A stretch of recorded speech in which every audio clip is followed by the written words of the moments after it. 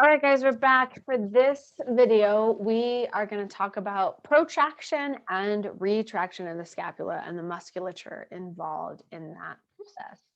Now, as we move through these motions, you'll see that once you learn one of the muscles, you often see that muscle revisited again because the musculature involved in these actions of the movement of the scapula, as well as the movement of the upper arm, you're going to see repeated over and over. So they have a lot of different components to them and ways that they move. So it's going to be probably a lot to learn, but just know that, remember, you've seen these in different spaces and places, and you don't necessarily have to memorize this, but we'll start to get it to, and it'll pull together when we're doing our or in-person sessions when we were walking through our cambio sequence. So let me pop over and share our screen, and let's get into the musculature that helps with scapular protraction and retraction. All right, so here is the model of our muscles that help us with protraction and retraction. Now, this one, you guys probably already know this. Whether you know it or not, you've ever seen it in this form. I'm sorry, I'm trying to get this a little bit more zoomed in for you. But this huge muscle here, sort of triangular shape. Well, actually, it's a trapezoid shape. This is our trapezius muscle. So that is this really huge muscle, and you can see it's got a lot going on. So we've got this place here where it touches at the base of the skull, and then it runs along the length of the cervical and the thoracic spine. And then it also covers this upper portion of the shoulder blade or the scapula, as well as a little bit of this medial portion of the scapula, right? And so if we can rotate it around, then you can see that it also draws itself down and comes through this upper portion here, connecting into, right, here's this clavicle. So let me go in and highlight this one for you, because the thing about the trapezius and what we're going to look at over time, and you'll see when I first do this, is that only one section is going to initially highlight of it. So we divide the trapezius into 3 different sections. And the nomenclature, or the way that we name these 3 different sections, can be a little confusing. So I'm going to just we're going to denote upper, middle, and lower portion. Now, just to be clear, when we're talking about the upper portion, the fibers are actually in a descending pattern. So you can see they sort of descend down. And if I highlight that, only you can see that. So it can be complicated because we call the upper portion of the trap the descending part of the trap, which can get confusing because sometimes you can think that's at the bottom, but it's not. So I don't want you to worry about descending, ascending, and transverse. We'll just talk about upper, middle, and lower. Excuse me. So here's the upper portion of the trap. Here's the middle portion of the trapezius. And then here's the lower portion of the trapezius muscle. So these 3 different sections, and they're going to have different movements or motions associated with them. But for retraction of the scapula, all 3 of these parts are actually going to be involved in the movement of bringing the scapula in. And you can kind of see how that would work, right? Because all of this sort of runs along here and brings that scapula in to the midline. Okay, so now I'm going to go in and hide this guy, and we're going to look at the next muscles. So there's three major muscles that we're looking at, two of which I want you to remember. So the first one is the trapezius, and now the next one, I take that back. There's actually four muscles, but we're going to lump one together. So the next muscle that we want to look at is this muscle here. It's called the rhomboid. No, and it's in a rhomboid shape. We're really get really creative when we name things in the body, sometimes after shapes, right? Now the rhomboid, we often just say rhomboids, right? Like we just kind of refer to them as the rhomboids. There are actually two parts of the rhomboid. So just like there were in the trapezius muscle, what we call the trapezius one, and this is the rhomboid major muscle. So it's bigger, it's a bigger portion. And then this is the rhomboid minor. So there's a minor and a major. You don't really need to know that. They're going to work synergistically together in the same way. So you can just kind of think of this as rhomboids. And now remember, everything I show on this side, there's exact same thing happening on the opposite side of the body as well. So the trapezius muscle and the rhomboid muscles are the major muscles of retraction of the scapula. Now, the last muscle that does play a part is the latissimus dorsi. So there's a really big muscle here that's like a big fanned out muscle that is at the lower portion of our thorax and lumbar area, so the thoracolumbar space. And it wraps around and actually connects here spatially, right, to the upper arm. But there's a little bit of this lat here that actually helps, the way that the lat moves along this line of motion as it comes in helps to retract the scapula to the inside or to the midline of the body. So the major two I want you to remember are trapezius and rhomboids. So I'm going to we'll highlight the rhomboid major here. You really won't see it because they're going to lay the trap on, but we'll go in and we'll look at this motion for the rhomboid.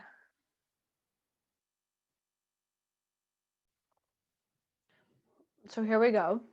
Here's retraction of the scapula. And I'm going to sort of rotate it around so you can see out and then back in, out, and then it retracts in. And then I'm going to rotate this around so you can see. Oh, here's where the rhomboid is, the major. The minor is up here. Out, and then pull the arm back in. Out, and then back and in, right? So retracting in. So trapezius and rhomboids, and then you can, if you want, remember lat, but these are the two major ones. All right, so we're going to pause that, go back to our screen. All right, and now we're going to move over to protraction. So as the scapula come together in retraction, now we're going to look at protraction and the muscles that assist in protraction. So there are, actually, I do this every time. Hang on, let's talk about shortening and lengthening. So when do these muscles shorten and when do they lengthen? So you already saw when we looked at the pictorial, right, of a posture where you had retraction of the shoulders, right? So the trapezius and the rhomboids are getting shorter, right? They're shortening. And that was in chaturanga, exactly. So if we take that same concept, anytime we're in a posture where we pull the shoulder blades together, so let's say we have cactus arms, right? So we just have cactus arms up here, but we want to now we want to create a little bit of retraction so we can do some opening through the front side. So what will we do, right? So we take the arms and we pull them together. I just realized I have a hood on. Pull them together in cactus arms, right? So they come back. That's a really great example. Another one, same arm sort of movement as in chaturanga, but now we're on the ground, is in cobra, right? So when we come up, we're actually having our students retract the scapula and engage them to engage that posterior line and to lift that upper body up. So that's when we're active. That's an active retraction back. Then to create some length in them, let's think of something that would do the opposite. So we would think about the shoulder blades moving away from each other. So something as simple as just bringing the arm up and across, right? So that single arm stretch gives you that movement away. Something like eagle arms, right? So there's protraction of the scapula in that. And then even like we saw in the pictorial plank, right? So if we retract in chaturanga, and then as we push up, we have protraction, we have that length. Okay, so now let's go to the muscles of protraction. We'll share the screen.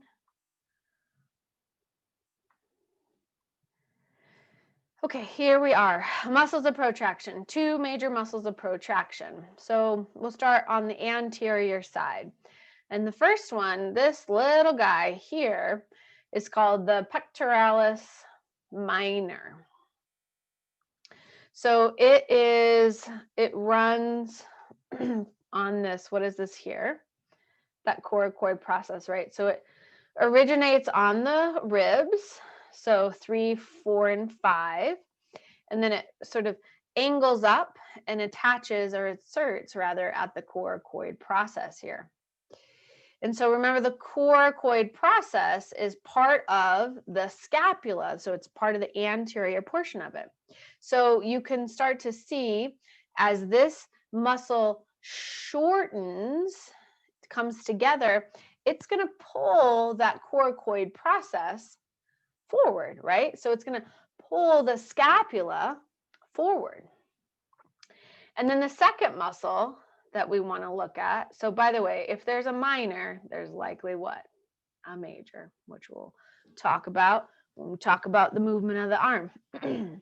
So this guy here, this guy is real important. This is called our serratus anterior. And the serratus anterior is just an extraordinary muscle here that many of us don't really know that we have and don't know to use a lot of times. So it originates on the surface of the ribs, just like the pectoral minor. Let's see if we can do this rotation. So from the first all the way down to the 9th rib, it is sort of, it's serrated, right? So there's a serration. That's what when we talk about serrated. So it sort of has these indentations here because as it touches the ribs, this one is the exception here, there are these open spaces between it. So it originates here on the ridge, and then it inserts, let's turn this guy around, and it inserts on this very medial aspect of the scapula. So if it inserts here and it originates on the front of the body, then gosh, you can already see how this, with the pectoralis minor, helps to actually protract, pull those scapula around and forward, right? So as it gets smaller, it pulls it around and forward. It's a really neat thing. So a lot of times people are weak in their serratus and they don't know to engage them. So their scapula actually sort of pops off of their body. So let's go in and look at the motion of this, because this is really important. So protraction is one of these movements that's just such a key for so many things that we do, so many of the foundational postures that we come to over and over in a vinyasa flow class. So it's really important for us to be aware of this and how these muscles move, just like retraction is as well. So here's the scapular protraction, right? So it comes forward. Let's go all the way back. And you can see how this muscles shorten to bring that shoulder blade forward. There it is. Yep. We'll come around so you can see the pectoralis muscle move as well. So here on the coracoid process, pulls it forward. And then the rhomboids and the traps pull it back into retraction. Yeah. Okay. So we'll pause that, go back to our screen. Okay, so serratus anterior and pectoralis minor, or pec minor. It's easier just to say pec minor. So now we want to talk about poses where these two muscles are important for us. And the one you've already seen, right, in protraction, is in that figure that we looked at in plank, right? So we're planking, we press through the arms. And as we press through the arms, we find the stability in the shoulder girdle by allowing the scapula to protract. So we really turn on the serratus anterior in our plank. Now, the other important place that this happens is in our down dog. So in down dog, and we'll see this when we talk about upward rotation, but when the arms, so in down dog, right, the arms are actually up. If we were standing up, the arms are up. So this movement of bringing the arm up here, right, and so like in down dog is actually creating what we call upward rotation of the scapula, so that the tip, remember the tip of the scapula here, moves up and out, and as a result, the upper portion of the scapula, spine of the scapula, starts to come down and in. So you'll sometimes hear people cue like press your shoulder blades away from your shoulders. That's okay, but this is actually really what's happening. What's happening is because the arm is up and out, the scapula tilts itself, the bottom portion tilts up and the upper portion tilts down. So that's sort of where that concept of shoulders away from the head comes. But the next key element in that is this protraction of the shoulder blades. So you come down and in, and sometimes people hear like external rotation of the arm, and that does happen. The deltoid sort of moves in this, but that's not the main thing, right? So the arms are up, we press, and then we want to, rather than have like people scrunched in their shoulders, we really want them to sort of get those shoulders length in between the scapula, scapula. We want to find some space in between the scapula. Now, this will be one we explore a lot when we're in person. So you can do it right now and sort of check that out and feel what it feels like. And we'll look at each other and look at that. But just know that when we move into that down dog, to be stable in that position, there's a lot of other things going on in down dog too. So I don't want you to just take this in isolation. But what's happening in this upper back portion here with the shoulders and the scapula is this sort of upward rotation combined with protraction, which gives us stability in our shoulder joint to be able to move into that posture and then find length through the posterior chain of the body. And then, the opposite would be like we talked about. So cobra arms, cobra, chaturanga, or even cactus when we're actually engaging the back. So if you were just in cactus like this, there's not a lot of, this is passive, right? It's not really dynamic, but when we start to engage, that gives us that nice stretch. So you could even sort of think about moving them like this. That'll give a nice stretch through the at least pec minor, right? Okay, so retraction of the scapula, protraction of the scapula. So retraction, trapezius, rhomboids, two major ones I want you to remember, protraction, serratus anterior, and pec minor. Okay, next video, we're going to check out elevation and depression of the scapula. I'll see you there.